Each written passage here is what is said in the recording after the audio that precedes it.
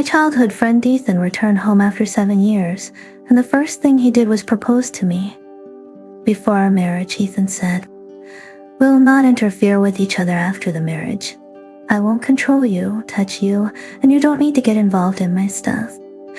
On the first day after the wedding, Ethan's smile was full of malice. Did I say so? Which I found out from his post in the friend circle. This guy, who never posts on social media, suddenly posted a picture with airport coordinates. I couldn't help but click on his profile to double check. I guess you can experience anything if you live long enough. I opened the picture, which contained no captions, and somehow it reminded me of how CO novels always start with the main character returning home. Now the CEO announces, "I'm back," this time to reclaim what's mine. I lied in my bed, sharing the scene of Ethan uttering those words. Suddenly, I burst out laughing. Don't quite at that. Seriously, a kid mimicking adults is hilariously fatal. But come night, when I looked at the person I took for a kid sitting across me in a refined suit proposing a ridiculous request, I couldn't laugh anymore. Since marrying anyone is still getting married, why not marry me? Ethan, with his tall stature, looked down at me, his expression appearing rather indifferent, as if he was discussing something trivial. What? I was so shocked that I slammed on the table, only to forget the fancy restaurant's tables were made of marble. My palms were numb from the impact, while the table didn't budge at all. I pulled back my hand, shaking it from the shock, and looked up at Ethan, only to find him smirking, as if making fun of my foolishness. Warm light fell on Ethan, giving him a glow. His facial features were deep and sharp, exuding an imposing aura. Was this Brett always this handsome? How did I never notice? Was there some kind of mystic beauty treatment overseas that Ethan had gone through? As my mind started to wander, I quickly pulled myself back to reality, speaking in a tone as if educating a child. You're clear about what you're saying. Ethan crossed his arms, his gaze falling on my hand, of course. About you. If you didn't hear clearly, I can repeat it. I took a big gulp of the water on the table and stared at Ethan. I suspected he's gone insane. How else could he suggest something like marrying me? Eden and I were childhood friends. Or perhaps, frenemies better encapsulates our relationship, since I always sensed that he disliked me. We were neighbors, his mom Linda and my mom were best friends. To top it all off, we were born on the same day, except I was an hour older. Maybe that's why I've always been a step ahead of him, including our height. I stood taller than Ethan. I crossed my arms and demanded that he call me sister. He must have been unhappy about this, because he looked back at me defiantly. Shrima, if you think I'll call you sister, Shrega. Regardless of his defiance, my resolution to make Ethan call me sister stood unabated. So, I changed my strategy. We attended the same primary school, and even though we were unwilling, we had to walk to and from school together under our mother's insistence. Sometimes when we ran into parents on the way who didn't know better, would always smile and say, "Wow, look at these siblings going to school together. How reassuring." I would offer a signature smile and show off my dimples. My mom says as a sister, I have to take good care of my younger brother. I would receive their praises. What a good sister, and your little brother is so cute too. Satisfied, I would toss a haughty glance at Ethan. Whether you call me sister or not, at least everyone thinks you're my younger brother. I could see that Ethan was angry, but he had no choice. Even after finishing primary school, he was still shorter than me, so he had to endure silently the fact that I declared him as my brother to everyone. When we entered junior high school, I no longer insisted on making Ethan call me his sister because other interests caught my attention. Adolescent infatuation strikes us all. I was no exception. My attention started shifting to an older schoolmate who was 1 grade above me. I wasn't sure whether it was love, but I found myself drawn to him. I followed the trail of every girl in springtime and wrote my first love letter. However, the first person to see this love letter lost its intended recipient, but Ethan, Ethan held the pink paper, disdain written all over his face, lips mouthing, Sophie, 亲爱的, your taste is really bad. My budding affection was belittled by this brat who was shorter than me, and I immediately blew up. I berated him coldly. Who let you go through my bag, Kit Laws? Dunn's countenance didn't change, and after a glance at me, he put the letter back on the table, turned and walked away without a word. The next day, my parents found out about my so-called puppy love, and I received an evening's worth of joint education from them. My first thought was that Ethan had told them. Given the grudges between us from childhood, it was something he would do. I went to Ethan's house to confront him, which led me to storm out angrily. Our already strained relationship reached a freezing point. We became like strangers. Even if we bumped into each other, we would just shoot a disgusted glance and then walk away. In the 9th grade, Ethan had a growth spurt. 还有蹦出来了呢, tearing over me. I was nothing but slightly surprised, and we had no further communication. Later, after the busy high school life, I went to my dream university while Ethan chose to go abroad. We never contacted each other again. As far as I know, Diana, my mom, is planning blind dates for you, whereas I conveniently need a wife and name. In addition, 亲爱的, our marriage could also fulfill the wishes of both parents, so I refuse, Ethan murmured casually. My first reaction was, how did you find out about my blind dates from the other side of the world? Then I considered the possibility, given that my mom had broadcasted the news of my blind dates all around. Ethan's statement about our marriage fulfilling our parents' wishes traced way back to our childhood. I was always Linda Ethan's mom, prospective daughter-in-law. The adults from both families often joked that I was going to marry Ethan when I grew up. I remember little Ethan used to just stand there coolly, silent. I glanced at him and turned my nose up in distaste. No way, I'm not marrying a little dwarf who's shorter than me. My mom was so angry she wanted to hit me, but Uncle George Ethan's dad and Linda defended me, laughing and saying, "Now let's wait for Ethan to grow taller. Then he can marry Sophie." Little did we know that we would only drift further apart as we grew older. If my mom and Linda heard that we got back in touch and were even planning on marrying each other, they would probably faint from joy. But what did Ethan mean by a wife and name? Ethan looked at me as if I was an idiot and explained. It means that after we get married, we won't interfere with each other's life. I won't control you, touch you, and in the same way, you won't interfere in my affairs. I felt like I had read something similar in an annal.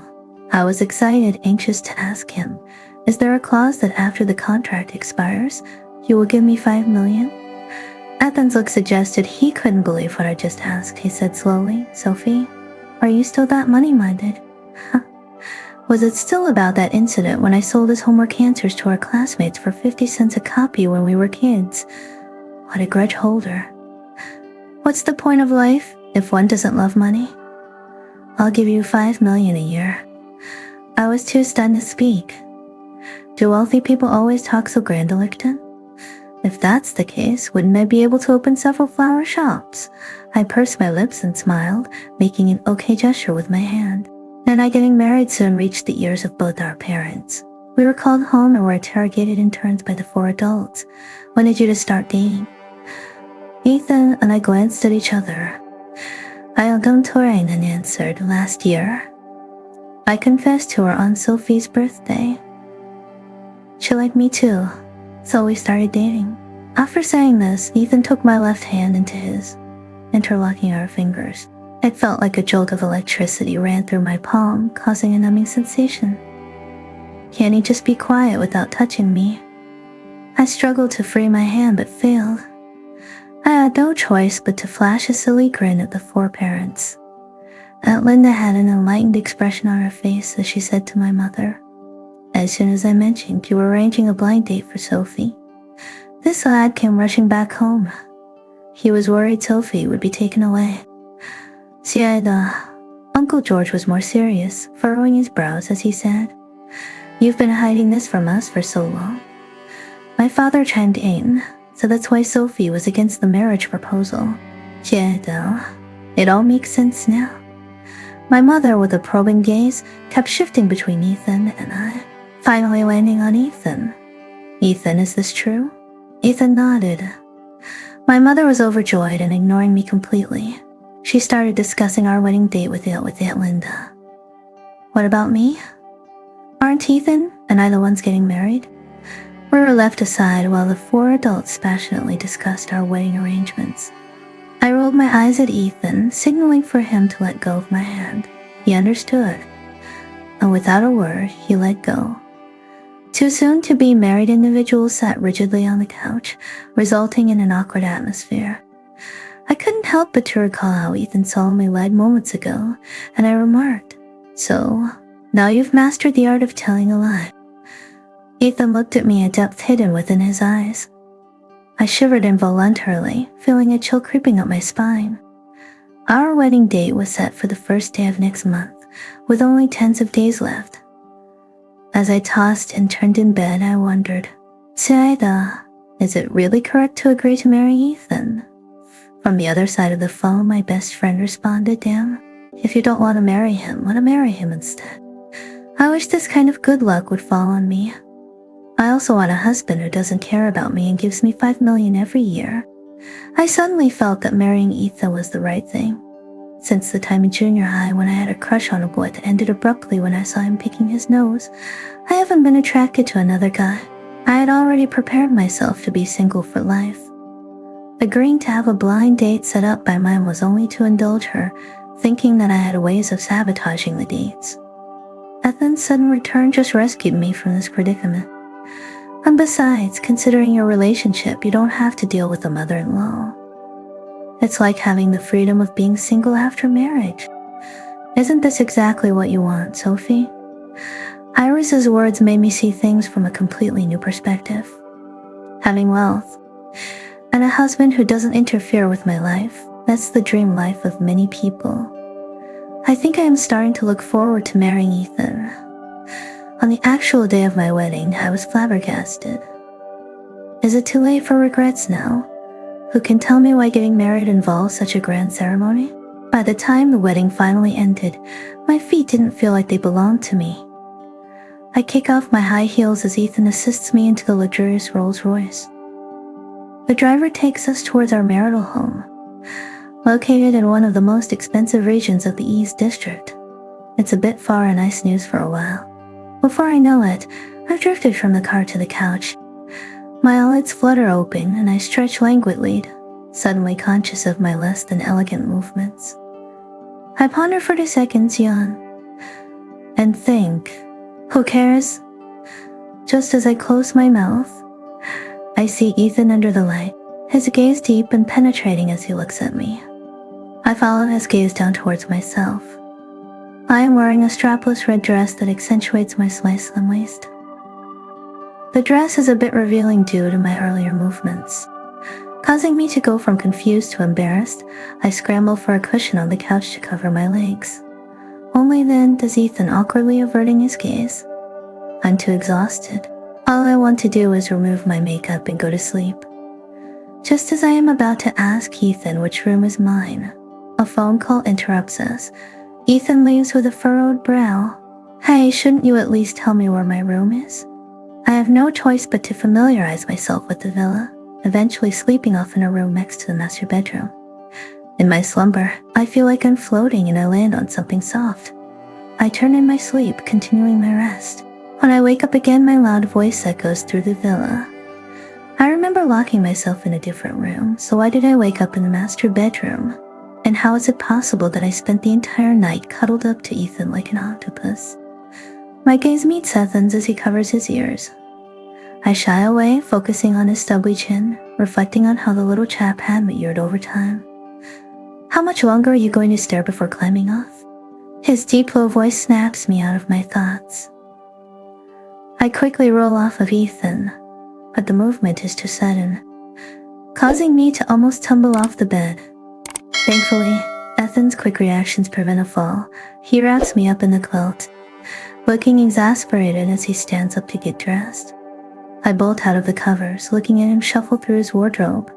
How did I end up here? Ethan glances back at me, responding in a rather calm tone. if not hero worlds. I respond, dumbfounded.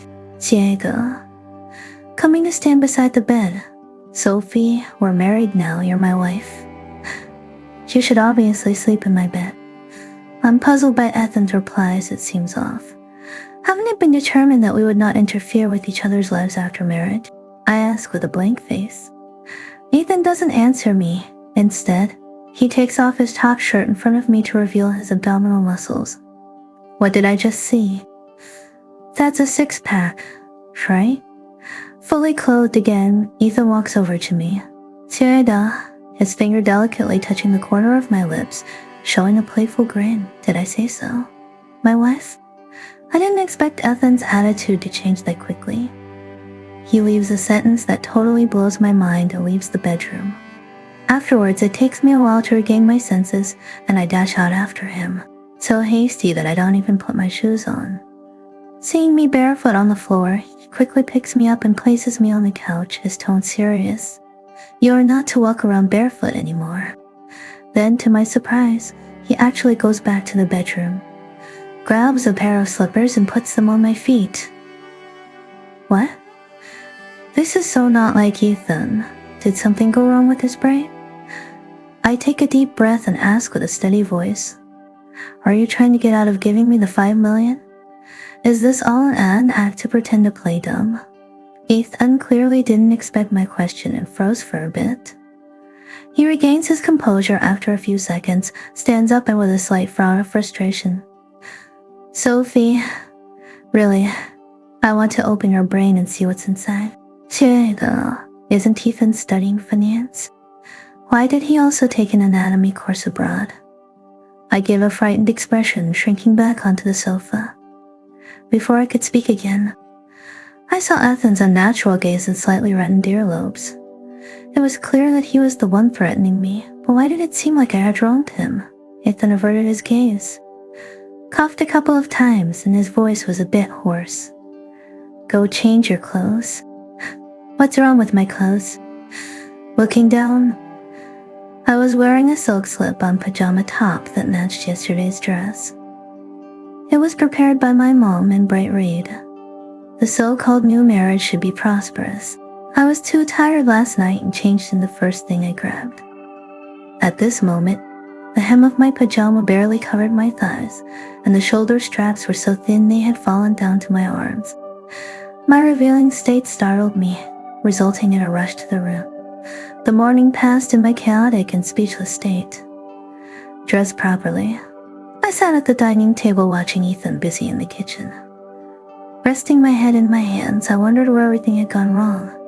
Why had Ethan suddenly changed? Shaking my head in confusion, I didn't understand. After a while, Ethan placed a simple breakfast or maybe lunch in front of me. I had been touring since last night, and I was starving. I delved into the rice in the bowl, only looking up when I was about to finish. Maybe I should move out. As the saying goes, you feel obligated when you accept someone's hospitality. My opened were uneasy as I said this. As expected, there was no response for a long time. I lifted my head, somehow lacking in confidence. We are a sham, Ethan finally reacted. He put down his chopsticks, took a long stride, and returned to the bedroom. When he came back, he was holding to read booklets, had a wicked smile at the corner of his mouth. But the marriage certificate is real. I opened my mouth, unable to utter a word. It seemed like I had accidentally boarded a pirate ship. After we finished eating, Ethan tittied up my things one by one and moved them into the master bedroom. I watched him lazily from the couch. Motionless, this was Ethan's definition of non-interference. I had never seen two people practicing non-interference who kept their clothes in the same closet. Besides, why did he throw my sexy backless dress into the trash? That was intolerable. I charged forward, blocking the closet. But when I saw the man towering over me, looking annoyed, I backed off. If it really came to blows, I would definitely be at a disadvantage. Fine, give up on the dress, I can buy another one. I shrunk my shoulders, ready to retreat. Suddenly, Ethan extended his long arm, trapping me between him and the closet. I closed my eyes tight and subconsciously shouted out, "Don't hit me." After a long silence, when there was no movement, I was about to open my eyes when I felt something cool and soft against my cheek. "I won't hit you, I'll kiss you." I opened my eyes quickly. Ethan's annoying face was right in front of me. "You?" "Yeah." 亲爱的, I couldn't say a complete sentence. I retreated like a tortoise locking the room. What the heck was going on? Ethan actually kissed me? Instead of kissing me, I would be more understanding if he had hit me. I covered my burning cheeks, unable to comprehend his behavior. The sighing filled the room from time to time. I was out of my depth and hid under the covers. I was kicking the quilt violently, not hearing the click of the door. Suddenly, my flailing legs were caught by a big hand. I gave a scream which was immediately stifled. I opened my eyes wide at the sight of Ethan in the room. I remembered locking the door. Didn't I? Ethan released my mouth and tossed the keys in his hand. I wrapped myself up cautiously and moved closer to the head of the bed. Ethan rubbed his temples. "Come out. Aren't you afraid of getting heat trashed?" I wrapped myself up again. "I won't touch you." I gave him a sidelong glance, like I would believe that. Ethan is helpless, sitting on the bed, his burning gaze nearly setting me and the quilt on fire. After who knows how long of staring, he finally spoke. "I didn't tell on you about that." The subject changed abruptly, and my brain didn't process it immediately. I looked confused for a good while before I understood what Ethan was referring to. Suddenly, I felt my face start to heat up. My memory went back to that innocent age. Actually, I knew very early on that it wasn't Ethan who had tattled on me. At an age when I was not good at disguising my feelings, the giveaways I displayed were more revealing than a love letter. My mom had discovered my little crush long ago, but didn't address it directly. It wasn't until my academic performance dropped significantly that they had no choice but to educate me. So there was no such thing as Ethan snitching. If there was anyone to blame, it was the coincidences of the circumstances and me for not choosing to trust Ethan. After finding out the truth, I didn't choose to apologize to Ethan. With the pride of a teenager, there were several times I wanted to speak. I ended up swallowing my words. Hesitant and indecisive, Ethan went abroad, and I never got the words out. Now Ethan brought it up again. I feel so ashamed that I can barely lift my head. Clutching tightly at the corner of the quilt, I said in a small voice, "I know." Now it was Ethan's turn to be stunned. He looked at me woodenly, as if waiting for my explanation. I awkwardly summed up the situation briefly. Ethan didn't speak for a long time, and finally, he exhaled a sigh that was neither light nor heavy. It seemed like a sigh of relief. The room fell into complete silence. My legs were already numb from being curled up. But Ethan didn't speak, and I didn't dare make a sound. "Do you still like that person?" I was filled with question marks. Ethan's thought process was jumping fast, and I couldn't keep up. But thankfully, he gave me some time to think. After a while, I realized he was probably asking about that senior from middle school. I shook my head frantically. There's nothing more humiliating than seeing the person you have a secret crush on pick his nose. That night, I immediately closed off my heart from him. Ethan seemed to release a sigh of relief, then asked, "Do you like anyone else then?"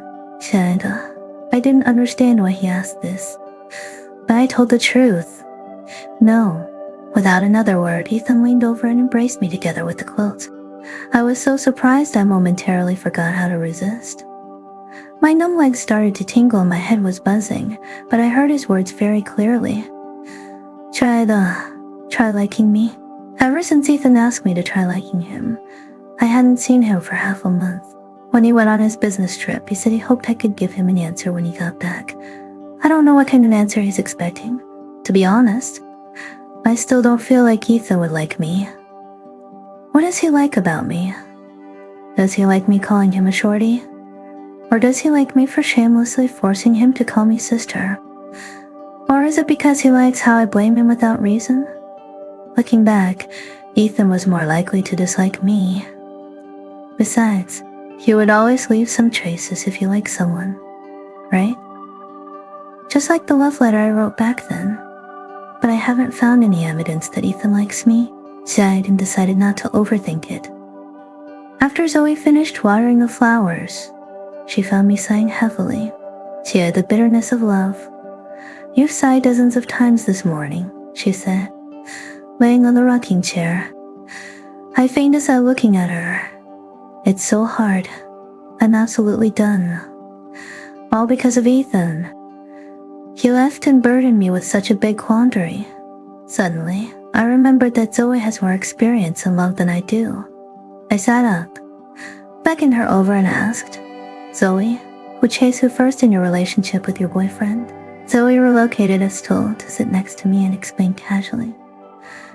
He chased after me, of course. He's utterly obvious and likes me a lot. He's always sneakily looking at me and pretending that I don't know. He also often gives me some strange gifts using some lame excuses. While listening, I thought to myself, see, if a person likes you, you will notice. If Ethan likes me, how could I not know? Suddenly Zoe asked, Sophie, do you have someone you like? I was a bit embarrassed and shook my head stutteringly. She doesn't know that I'm married. The relationship between Ethan and I is unclear. Let it be. I looked outside the streets. The midday sun was extremely strong. No one was in sight. Zoe, let's close up for the day. You should go on a date with your boyfriend. Once my words fell, Zoe dashed over and gave me a big hug. Sophie, I love you so much. I'm sure you'll find sweet love. I don't know if it will be sweet, but now I feel rather confused. 下一个 whole afternoon in the attic on the second floor. By the time when the sun was about to set, I heard a familiar voice. Iris was downstairs, carrying a sack of beer and some fried chicken and chips, calling me. We sat on the terrace, enjoying the heavy scent of flowers, and started drinking. As I spoke about what happened between Ethan and me, Iris suddenly sat up straight, looking as if she had seen through it all. Sophie, congratulations. You're falling for Ethan. 缺的. I shook my head in denial. I'm not. What happened when Ethan kissed you? Iris asked. I was a bit distracted. What was my reaction then? Iris continued. Remember in the first year of college, we had a gathering with the computer science department and we played a truth or dare game. One boy was about to kiss you because he lost. What was your reaction then? 亲爱的, you literally threw up the whole night.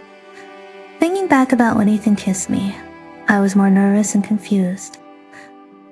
I didn't resist. Plus, if someone other than Ethan proposed to you, would you really have agreed? Sophie, you're not really in need of that 5 million, are you? I was caught by Iris's question.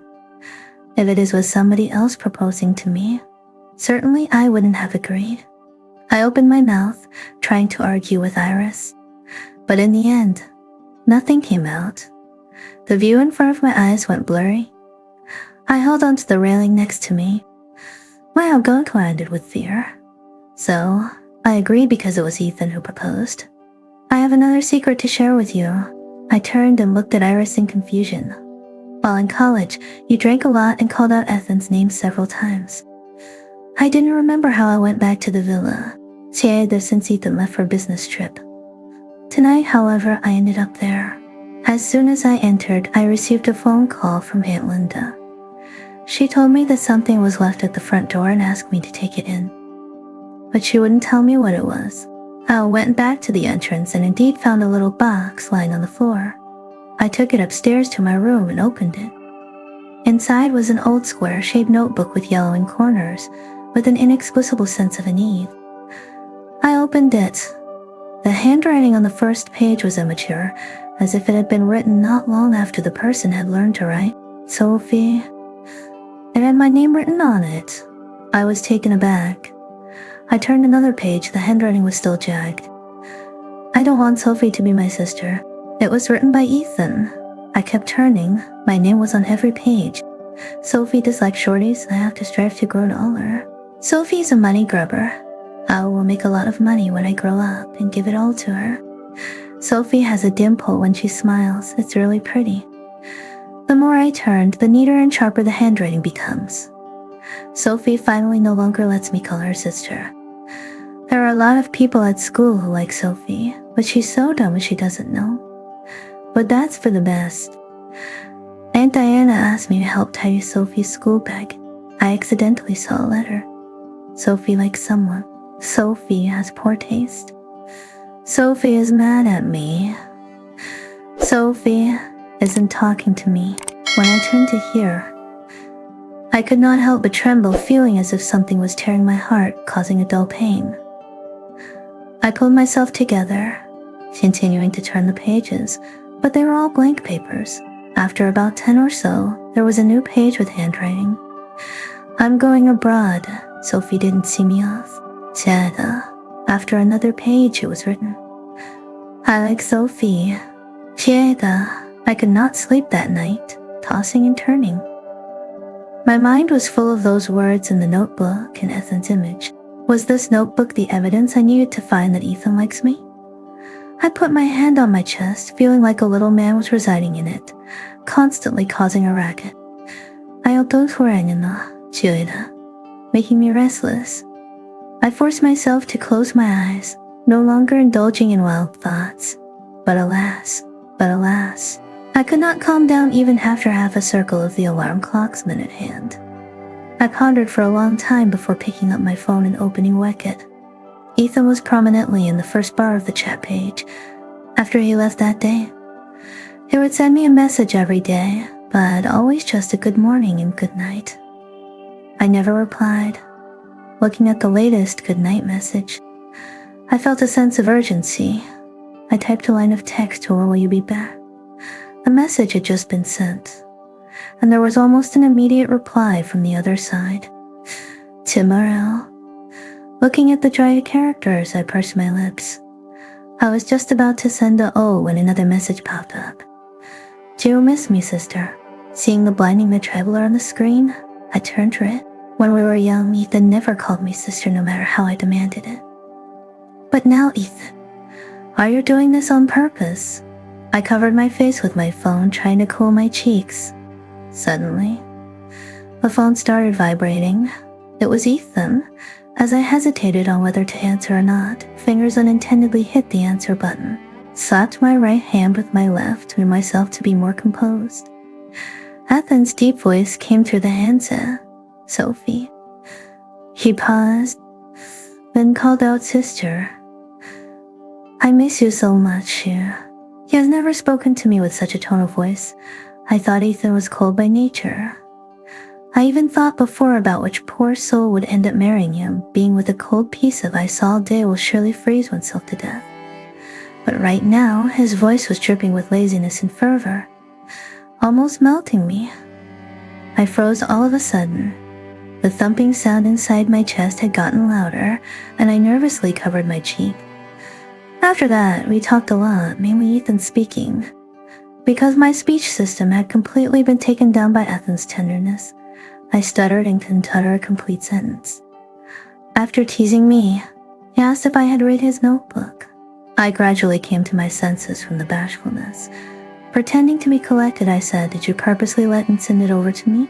A light chuckle came from the other end of the phone. You're not as dumb as I thought. When I was in college, I won scholarships every year. Where was I dumb? As I was wondering this, I heard Ethan call my name. Sophie. The low and powerful syllables bang into my ears, tickling me and falling onto my heart. I couldn't help but hold my breath. 1 second, 2 seconds, 3 seconds. I heard Ethan say I like you, since I knew what like meant. I've been liking you. Albert successfully made me stay up all night. The next day, I was on the verge of tears due to the huge dark circles under my eyes. I looked horrible, all because of Ethan. Suddenly, I heard Ethan's voice close to me again, and instantly the person in the mirror, her ears turned red. I patted my cheek trying to calm myself. Ethan wouldn't be back until this afternoon, and he had to take care of some work at the company first. I put on some makeup and planned to stroll around the store. Across the street, I saw lots of expensive cars loading flowers from my shop. In no time, the only things left in the flower shop were some vases. I rushed over to find Zoe and asked in confusion, "Was everything okay? Was our shop robbed?" Zoe was also a bit confused, shaking her head. I picked up the phone ready to call the police. It was then that Zoe reacted and stopped me. "Sophie, we are rich. A gentleman just called and ordered all the flowers in our shop. They came to pick up the flowers. I've never seen so many people at once, so I was stunned." I exhaled slowly, grateful it wasn't a robbery. Who was this overbearing CEO trying to please his delicate wife with such an extravagant gesture? After all, the flowers in my shop are very expensive, and he just ordered them all. "Did he pay?" I asked Zoe. Zoe was still in her excitable state and replied, "Paid. This is the first time I've seen a black card." I tapped her on the head. "Look at you all excited. With the shop empty like this, we can't really open for business." I assumed an employer's demeanor and waved my hand to take the rest of the day off. Zoe jumped up excitedly and threw herself on me. "Boss, you're the best." I couldn't help but smile at this easy-to-please girl.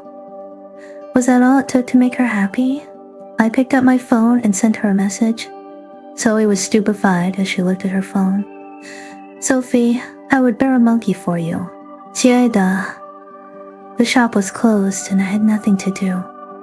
So on a whim, I decided to go to Ethan's company. I was just bored, not because I was eager to see him. After finding an excuse for myself in my heart, when I arrived at the company and saw the machine that required a card swipe to enter, I faced a dilemma, as I was considering whether to call Ethan or turn back. A sharp-looking woman in professional attire approached me. "Mrs. Sophie, are you here to see Ethan? I'm Chloe from finance. I'll take you up." How does she know who I am? I followed her to a smooth path, hearing the discussion of many women huddled together, whispering, "Well, is this Ethan's wife? She's so beautiful, and they're such a good match. This is the first time Mrs. Sophie has visited our company. Sophie is totally in line with my aesthetics. Can I? Sister? Do you dare to compete with Ethan for someone? I'm not worthy." Entering the elevator, I can't help but ask her, "Jada?" Chloe showed a professional smile and replied, "Of course. Ethan shared your wedding photo in the company group chat on the day you got married."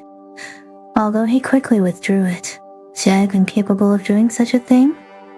With confusion, I was led to the office door by Chloe, just about to turn around and say thank you, but Chloe's figure was no longer there. I stood at the door a little. I was belatedly worried, will Ethan be disturbed by my unexpected visit?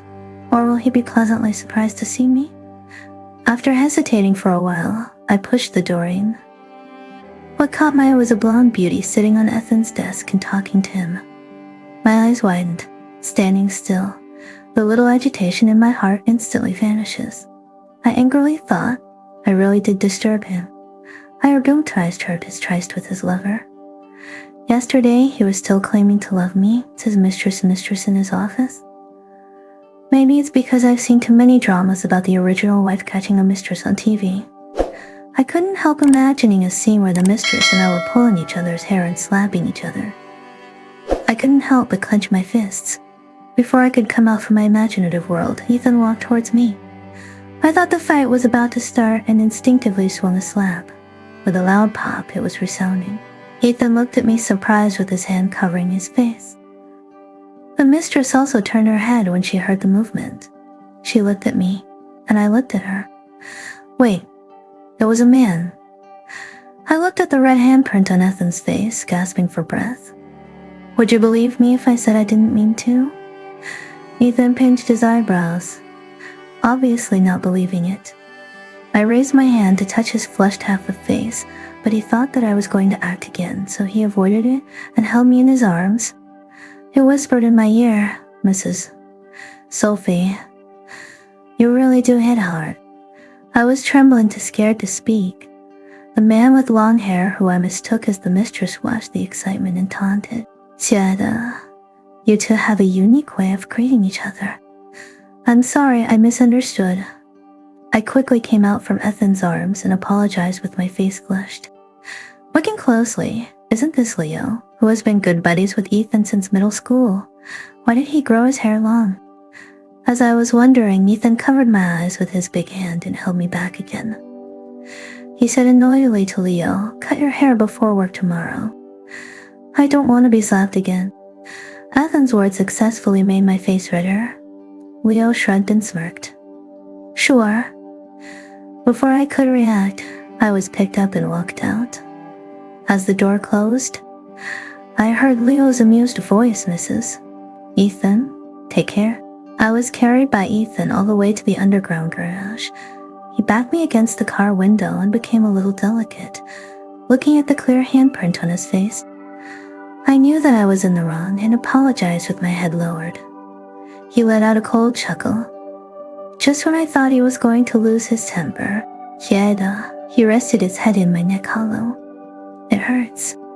The words he uttered were full of grievances. I have never seen Ethan like this before, and my heart softened immediately. I took the initiative to get on his neck, pecked a kiss on his face, and left immediately. "I'm sorry." Ethan's eyes lit up instantly, and the hand on my waist tightened involuntarily. I saw his throat move, and asked a bit nervously, "Sophie, do you like me?" I touched the cheek that I had slapped, feeling guilty and distressed. "I like you.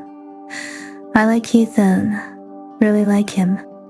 Almost as soon as these words came out, Ethan kissed passionately on me like a madman. It was my first time kissing someone, almost suffocating.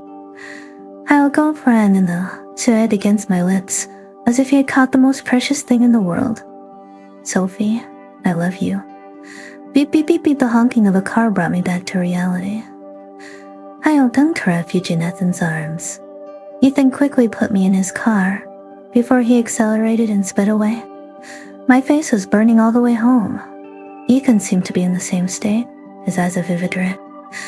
Once home, looking at the courtyard full of flowers, my face was full of worry. So Ethan is that despicable, ruthless tycoon? After all this time, I was making money for Ethan. I sighed and face melted. Ethan came behind me, hugging my waist, and whispered in my ear, "Do you like it?" I didn't reply, my mind full of thoughts about whether I should find someone to bring them back to the shop to continue selling. Ethan, like a mind-reading worm in my belly, noticed my distraction immediately and sternly stopped me. "Don't think about moving them back. Fine. But how do I take care of them here?" While I was thinking about how to transform the courtyard to provide a shelter for these delicate flowers, with a surprise shout, I found myself pressed onto the bed. I bent my knees, covering my chest with my hands, and asked cautiously, "What are you doing?" Ethan leaned in. His voice husky, fulfilling an obligation, okay? Perhaps it was the swollen red cheek of Ethan that brought up my guilt.